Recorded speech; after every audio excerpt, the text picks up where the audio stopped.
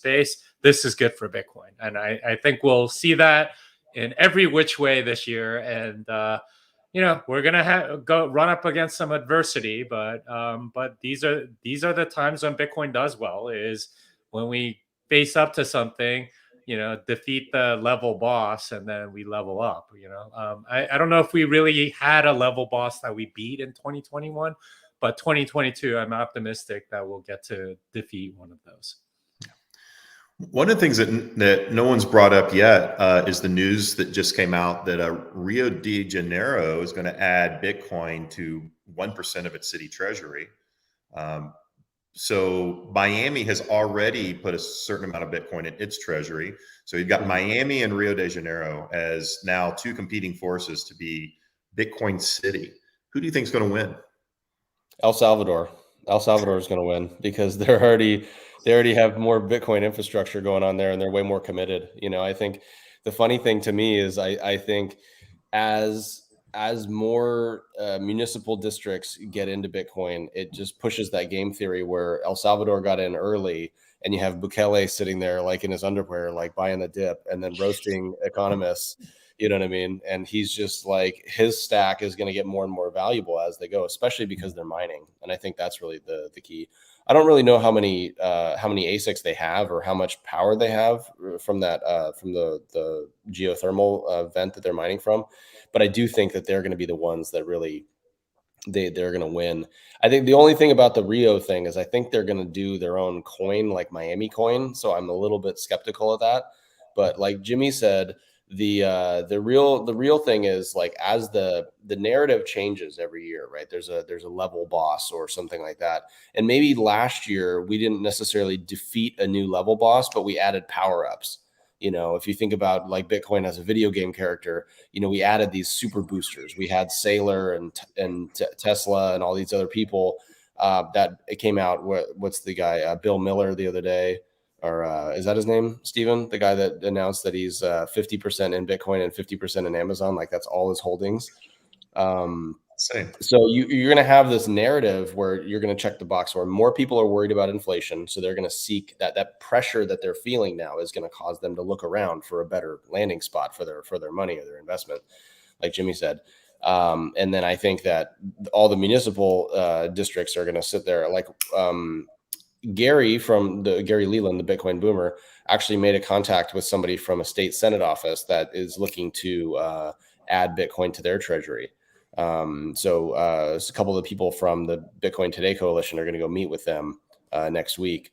So that's interesting. I mean, the more that stuff it's happening, right? It's like the Ron Paul, the GIF. It's happening. It's really happening. It's just happening more and more often, So I think the more educated the public gets, the more they're going to look around and go like, wait a second, what system am I in right now? Like, what is this crappy matrix of money that we're trapped by? And I think that macro argument is going to get a lot of people in because they do understand that. They can feel that. That's tangible. The burger prices are up. The milk prices are up. The gas prices are up, Yeah. CJ, you don't think that China was last year's level boss? I mean, for years people have been saying this, right? Like, oh, Bitcoin, it's just centralized in China, blah, blah, blah. That has always been a common argument about why Bitcoin is a fraud, especially here in the US. And that problem solved overnight. Yeah, I think the only thing with that is China kind of jumped on their own sword there. They're the ones that banned Bitcoin themselves, so they're banned mining themselves. So they kind of helped out the cause in that sense by basically removing that huge piece of FUD, which was that China has centralized the mining. So by taking that out of the mix, I think things came together a little bit. But that is a good point.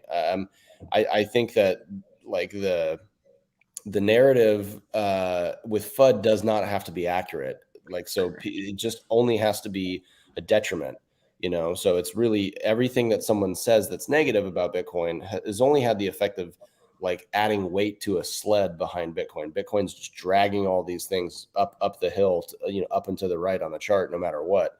And China is like, I mean, obviously they're not really like super into freedom for their citizens. So that's something that I think would be definitely part of the narrative for sure.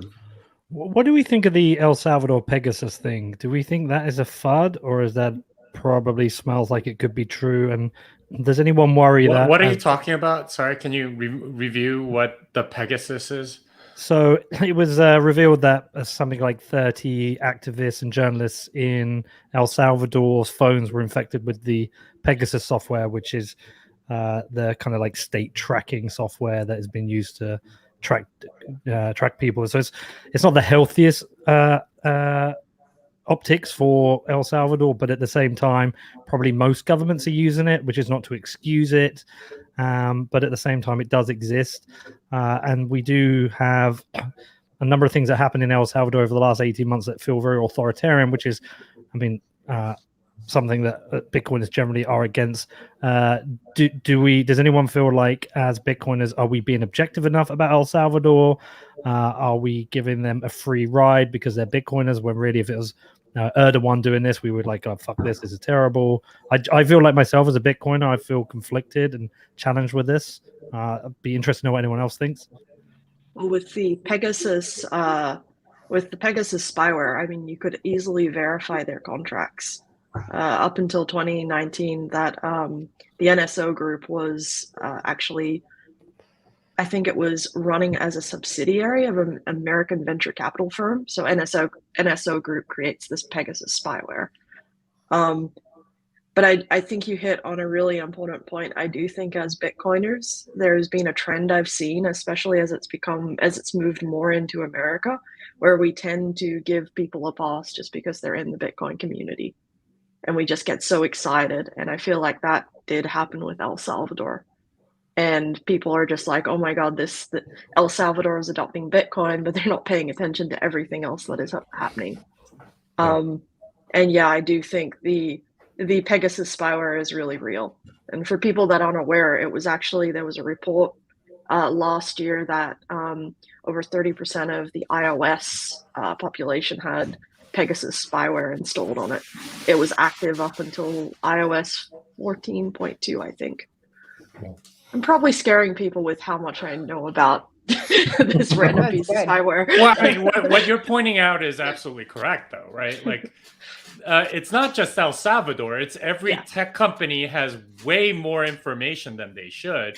And I get the like concern about El Salvador, but to me, like, a lot of the criticism is like from people that like had no problems with it until it's like, oh, okay, well, El Salvador is doing it and they're throwing shade at Bitcoin. It's like, okay, I don't think that's true, Jimmy. Buterin had no concerns about legal tender laws until El Salvador adopted it as Bitcoin. Now he's suddenly like, oh, I'm all pro, liberty, and they shouldn't force people to take a certain currency and all that stuff. I like you said, like Pegasus is like a very big thing, and every tech company has way more information than the El Salvadorian government ever will.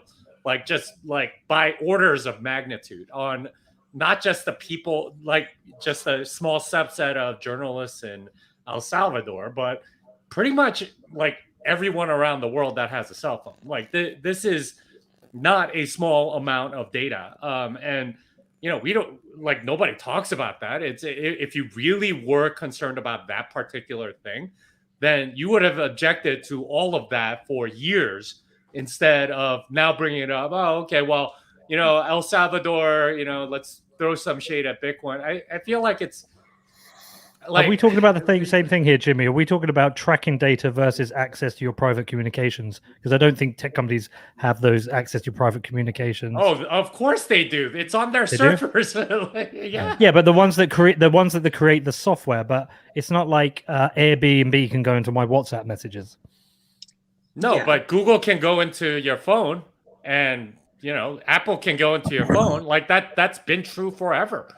Yeah, and I think there's a slight difference when it's like a government going into the private messages of journalists and activists versus Google, which is a commercial operator trying to sell products on the base of it. I'm not saying that I'm saying both wrong, but I think they're different things, and I think comparing the two is slightly risky. I really think they're the same thing.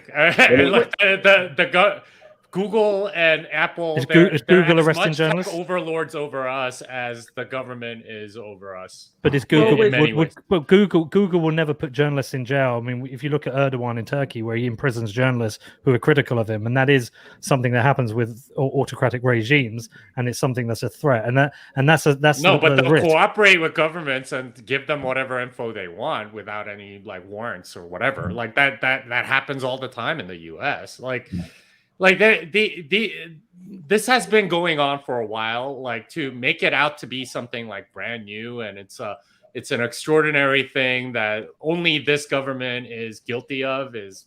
But it's not. I think, Jimmy, people aren't saying that. Like, I think we're like fully aware there was criticism of Poland for having the Pegasus software. There's been plenty of public and high-profile criticism of countries that have been using Pegasus. This, like El Salvador, isn't the first time this has been raised. Yeah. Well, and Peter, I think you actually have a really interesting take here, and it is something that has to be addressed, right? I mean, you know, I do have a different take on it, and my take on the entire situation, I kind of take a step back and look at it from a macro perspective and say, yes, they are doing that. Yes, it is bad, and it has been an authoritarian regime for a very long time. But my take is sometimes these regimes take time to move into a democracy. And if you try to go in and force somebody to become a democracy too early, then could be a little bit of backlash. But if a country is embracing aspects of democracy and freedom, which is Bitcoin, that's a freedom. I think freedom will slowly seep into all aspects of the government, and that's where the change begins. Well, hold on. El Salvador is a democracy, has been a democracy. And I mean, the last 4 leaders have been pieces of shit, and they've been corrupt and stolen money and fled the government, hid out in Nicaragua. But it was always a democracy. Bukele came in under a democratic vote, but he has now changed the constitution that allows him to serve a second term when previously it was only a single term presidency. So it was always a democracy. And my point I'm trying to make is like, he looks great at the moment. Most populists look great in their first term, sometimes their second term. It's when things go bad and they do end up arresting journalists or shooting protesters that when it becomes an issue. Now, he looks great at the moment. What happens when things go bad?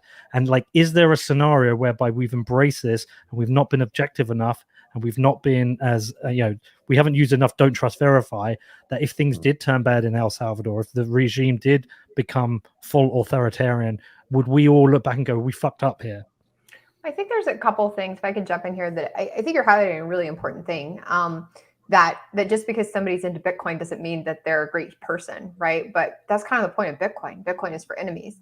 And the really cool part is, even if an individual is using Bitcoin, the people of El Salvador are benefiting from the freedom aspects of it. So implementing something that gives freedom to people through financial freedom, it doesn't help someone who's wanting to be a dictator at the end of the day. They may think short term it does, maybe they don't understand it, but they're giving those freedoms to their people. So I think I agree with you that like we need to be more objective. I'm not a huge fan of Bitcoiners spouting don't trust verify, but they're constantly trusting because somebody said Bitcoin, so they're our BFF. That's just human nature. We're flawed human beings, right? So I do think that there's something there, but I also sort of agree with Jimmy in the fact that like people who don't like Bitcoin, of course, jump on this. Of course, they're going to use it as a reason why Bitcoin sucks, or why Bitcoin's for extremists, or why it's for, racist, white, alt-right people. Like, this is just part of it. And we kind of have to take that with a grain of salt and sort of push back against that. But it is important to be objective. And I will agree that I would say people in the space are not great at that sometimes. I think El Salvador is a huge movement of freedom for its people. But I will say that I have not quite jumped on the everything they do is awesome train. So I'm a little, I kind of sit on the fence on that one. Definitely can see both sides. And this is sort of like a very typical sort of political kind of attack, at least in my mind. It's that, okay, well, you're a Bitcoiner, so you have to defend every Bitcoiner. No, we don't. The whole point is that we are self-sovereign over our coins. You don't have any, you don't get to choose who gets to be a Bitcoiner. And anyone that, like, there are people on my team that I despise, right? That I think are completely immoral. But there are also people that I really like, and that's okay. you don't have to defend every Bitcoiner and their actions just because they own Bitcoin. We're a very diverse group of people, and we got into it for all sorts of different reasons. But, you know, Bukele likes Bitcoin. Doesn't mean I have to defend every one of his actions. In fact, I'm not his keeper. I have no interest in a lot of that stuff. What I will say, though, is that a lot of the criticisms against Bitcoin are made under that assumption that if you're a Bitcoiner, you have to defend every other Bitcoiner. And I just don't. I don't agree with that. I don't think that's true. And, you know, that's my perspective, I guess. I think the Bitcoin community is just praising El Salvador for what they're doing with Bitcoin, right? They're not, I think we're not really giving them a pass for what else they're doing. And even if we didn't give them a pass for that, it's not like the Bitcoin community can change El Salvador's ways, right? So countries do all sorts of bad things. And because we're focused on El Salvador, because what they're doing with Bitcoin, we notice other things that they're doing, the other bad things they're doing. It doesn't mean that we have to, it's not like we can change it, right? So I think we continue to praise them for what they're doing with Bitcoin, and that's kind of our focus, right? I mean, what, Peter? Well, look. I mean, there's people who go online all day, every day, yelling and screaming at people for creating a shitcoin. Yeah, they keep quiet about certain things by certain autocratic regimes that lead to the imprisonment of people and murder and other things. So I just think, I don't know. I personally feel like I'm feeling like I'm stepping back and pulling away from it, because I think it, you know, as somebody who's told sometimes like I have the journalistic responsibility, that if I was a journalist looking at the El Salvador situation, there are things that make me a little bit nervous, both as a journalist and a Bitcoiner. I think it's important to criticize. And I will say that, what was it, 4 months ago or so, that there was some big pushback about the COVID restrictions and mandates that he had in place. That it was, you know, pretty much you needed to have a vaccine passport to get in, or have a test, or do this or that. And there was a huge pushback of it. And somehow then there was a change in the mandates, right? And those were improved. So I think it's totally good to criticize the bad. And I think people are doing it. Are there people out there that completely ignored bad choices because it's not convenient for them? Yeah. But I would say that it's important to note that the Bitcoin community, one, there is no Bitcoin community, right? Like, we're a bunch of individuals that happen to use the same form of money. And as it grows, it will be less important what everybody does as a group, and everybody will make independent decisions. But I do agree, like, it should be criticized. Those things need to be criticized. And anyone who's standing for freedom, I think Alec Gladstein makes a really good point of criticizing the bad, but uplifting the good choices. And I think that's a good role model of how to handle it. But I would say that people are doing that, in my opinion. Yeah. I mean, look, one of the things, you know, because we are Bitcoiners, and I agree with you, Justine, once there's mass adoption, we're not going to have this ability anymore. But at the moment, because there are fewer of us than, you know, the half the population of the world, we can, we have that commonality, and we can have conversations with people, right? I mean, if there was something I was doing wrong, I'm sure, you know, Charlie or CJ or Peter or Christy Lee, you know, you guys would come set me aside and point it out, right? As I would do for you. And it's not because we're being critical. It's because we genuinely want to grow this community together and get adoption. I mean, that's one of the things. So I think we have an opportunity as Bitcoiners at this point in time, if there's a country that's adopting it, and there's some things that we're looking at that we're critical of, to have conversations. You know, Peter, you in particular, I mean, you've had audiences, you've been there and you've had audiences there. You probably have probably more of an opportunity than almost anybody else to have a one-on-one conversation and say, hey, there's some things I really like about your regime. There's some things I don't like. Let's talk about that. You know, and that's how you bring about change, finding the commonality, and then expressing concerns on some of the things on the fringes.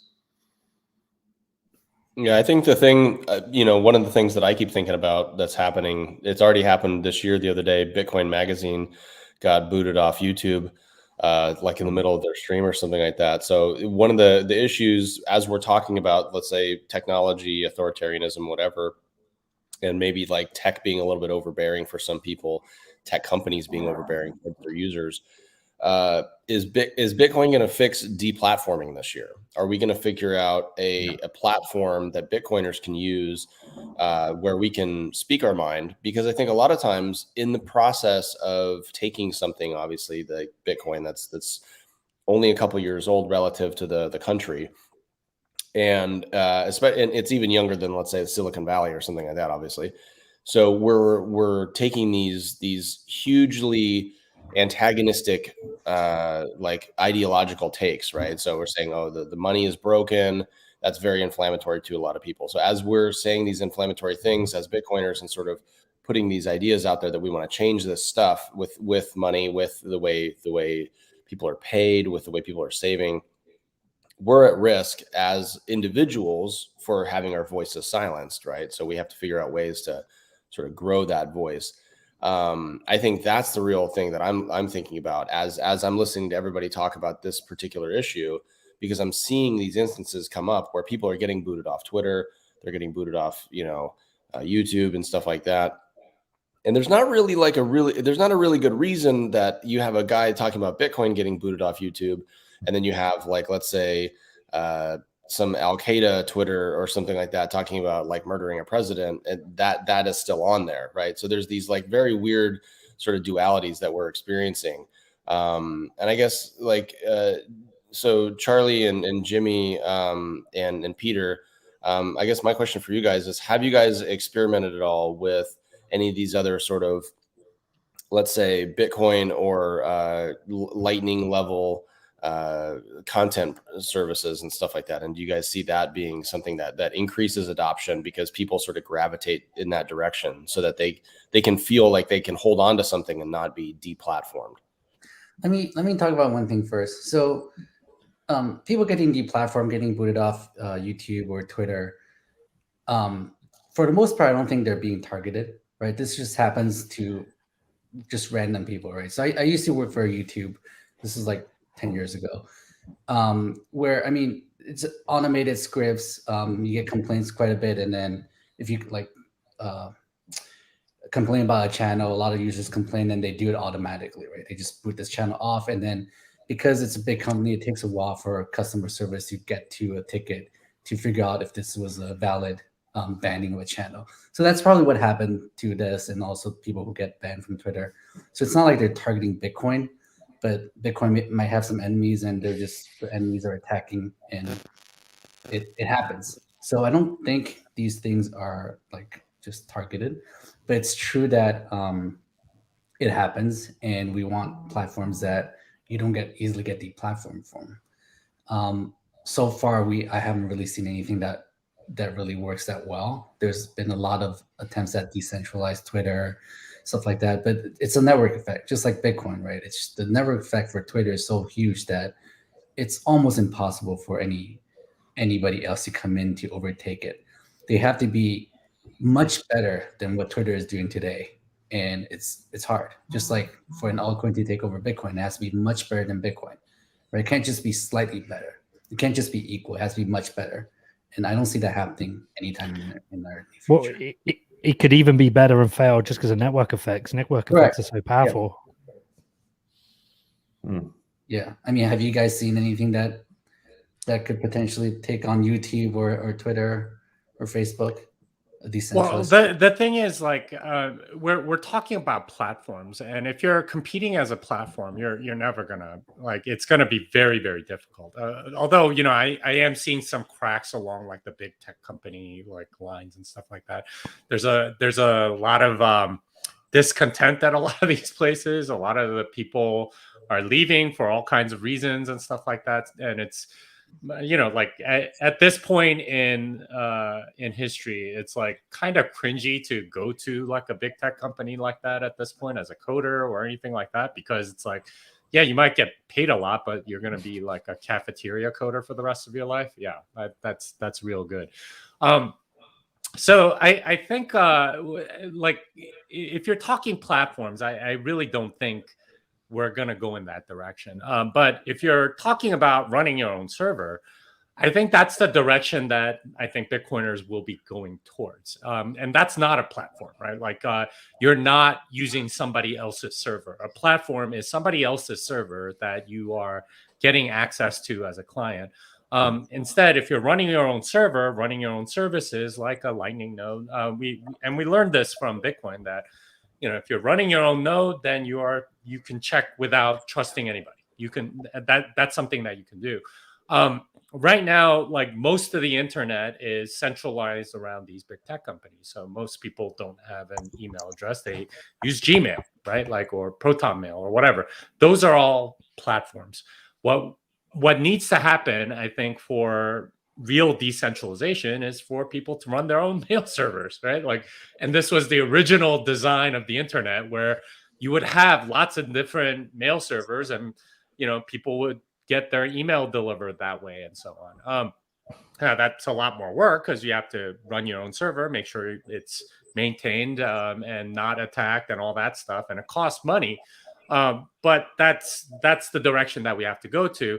And if you do want something that's going to compete with Twitter, well, it's going to have to be something that's actually like where you're running your own server and putting out your own tweets in some sort of like you know, decentralized way where you're able to like not get deplatformed because there's no platform. And that's I think the direction that we'll eventually get to as people come to recognize just how bad some of these platforms are getting.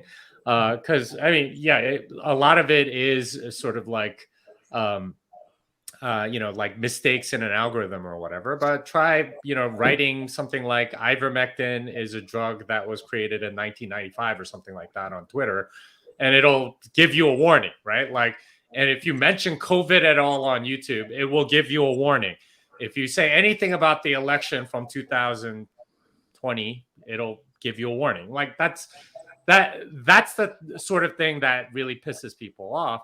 But like transitioning to another platform, whether it's like Gab or Getter or something else, like that's just playing the same game. I think it needs to be a completely different game. And that's not something that's going to be quick. It's probably a 5, 10, 20-year project of people sort of like recognizing, okay, I'd rather be self-sovereign, and, you know, like this is the only way that I'm going to be really like immune to deplatforming, because I'm not on a platform. I have my own.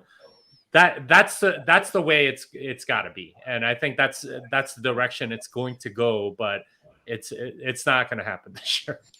Yeah, and going back to the point of network effects, is that there are plenty of people out there who actually appreciate and like some of the censorship that happens on these platforms.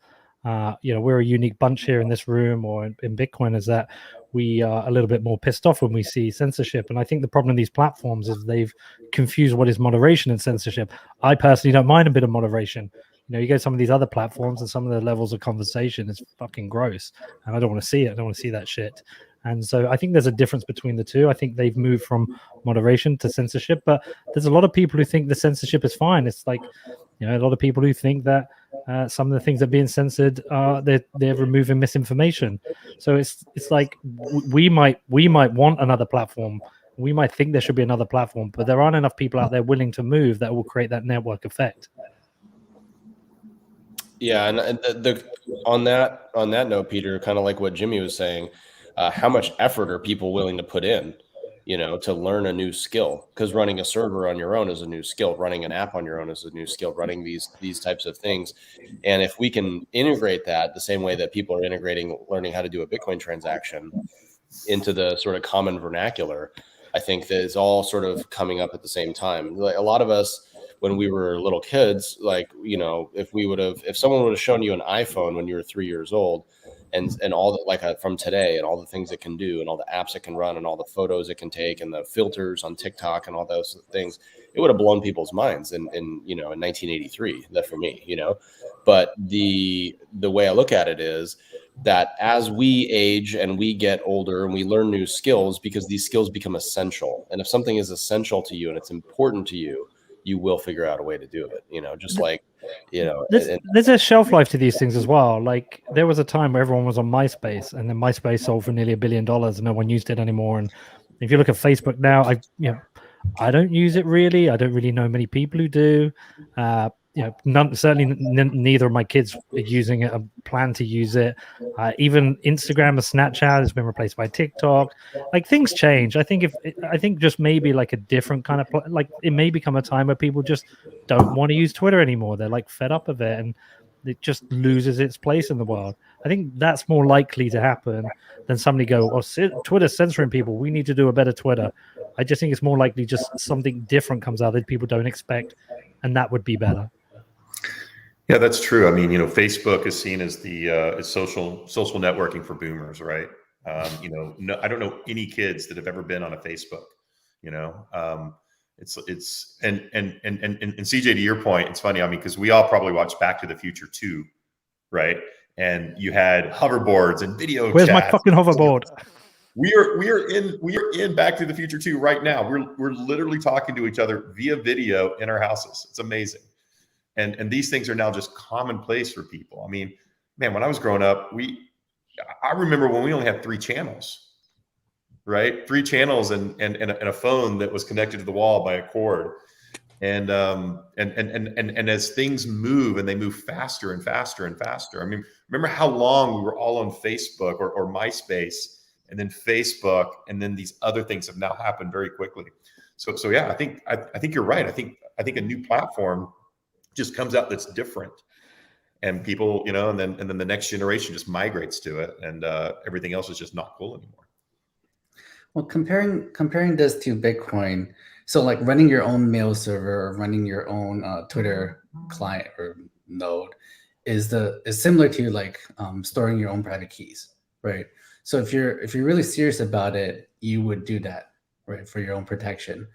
If you're serious about privacy, you'll run your own mail server, right? But it's not for everyone, like you said, CJ, right? It's not everyone can store their own private keys, so they use centralized services, and that's why most people use centralized platforms like Twitter, where with Bitcoin centralized services, you can get hacked, you can lose your coins. With Twitter, they can ban you or censor you, right? It's kind of similar, right? But the thing about open internet and about like decentralized Bitcoin is that you have a choice, right? You can always opt out, and you don't have to use Twitter. We're not in a society or in a country where they force you to use one platform and you have to use that, right? If you don't like Twitter, you get banned from Twitter. If you don't like Reddit or Bitcoin, you got censored there. You can always go to a different platform, right? There's all these other different platforms. They may not have the network effect, but you have a choice. You still have a choice, and that's the beauty of open internet, and that's the beauty of Bitcoin being decentralized. Is you always have a choice to opt out of a centralized service if you want,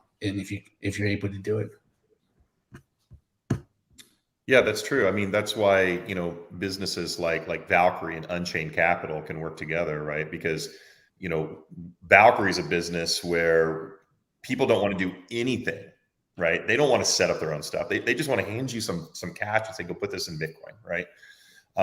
You know, Unchained Capital, they're like teaching people how to set up their own things, and they're storing it for them and helping with the security and all that. And then there's people way over here that are just like, no, I'm going to do it all myself. But yeah, there's different levels of people, and you know, or people have different levels, and there's a full spectrum, and that's why all of these different services can all work together in the same ecosystem. Yeah, and I think that's one thing that's really interesting with, like, when you're having conversations with someone that's very new to Bitcoin, they say, oh, what do you do with your Bitcoin? And it's like, well, how many bank accounts do you have? How many credit cards do you have? You know, when people realize how many different layers of exposure they have in the traditional finance sense, then I think they have a really, that you see all those things are actually developing in the Bitcoin stack as well. And I think that's one of the things that's great about Bitcoin is you can mine it, you can store it, you can trade it, you can send it, you can, you know, hide it. There's a lot of different things and use cases there, just like regular, you know, dollars or whatever. But the one thing that's interesting is like you have people connected because of their ideology through Bitcoin. And even though, like Jimmy said, there's people that are maybe have disparate ethics or disparate morals or something like that, and the reason why they're using Bitcoin is maybe not the same reason why you're using Bitcoin.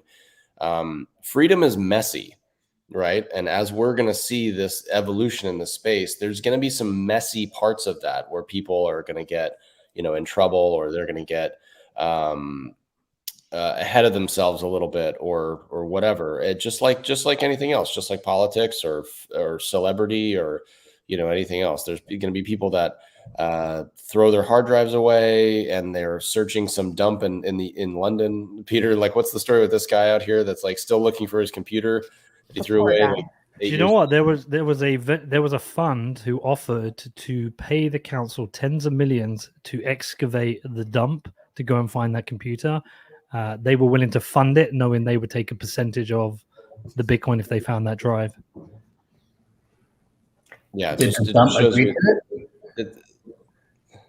Like I can't remember the price of Bitcoin the last time the story broke, but the last time the story broke, it was $270 million of Bitcoin. This story keeps breaking like every few months. I was gonna say it's like a continuing. Every few months, this people rehash this story. Every like family member or friend that I've somehow onboarded to Bitcoin, when it comes back around, will send it to me and be like, Justine, what is this? And I'm like, oh, multi-sig solves that. This is my Bitcoin fixes this. It's like multi-sig fixes this. Don't worry. You're good. You're good. The dude's a Bcasher anyway, I think. No comment then. No comment. Yeah, it's fun. It's oh, sorry. I was just going to say, it's kind of like the Japanese gold in the Philippines. There's always stories about it, and it's been going on since World War II, and people are always going out excavating, looking for the gold that they hid.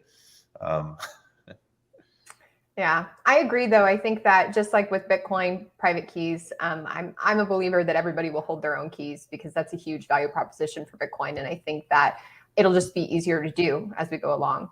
As Stephen mentioned, Unchained Capital is trying to help do that as well, where you still have control, but we help you.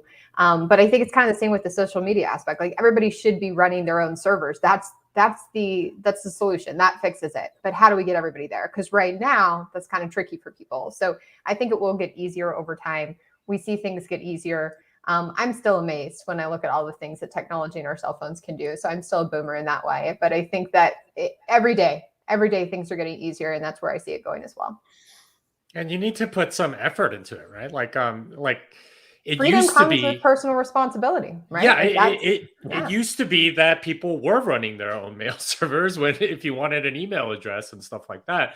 But people stopped because these tech companies made it very easy, and they made you the product, right? Like, they started selling your information in order to make up for the fact that they're providing it for free. And most people were okay with that, including myself right now, right? I'm using Gmail or whatever.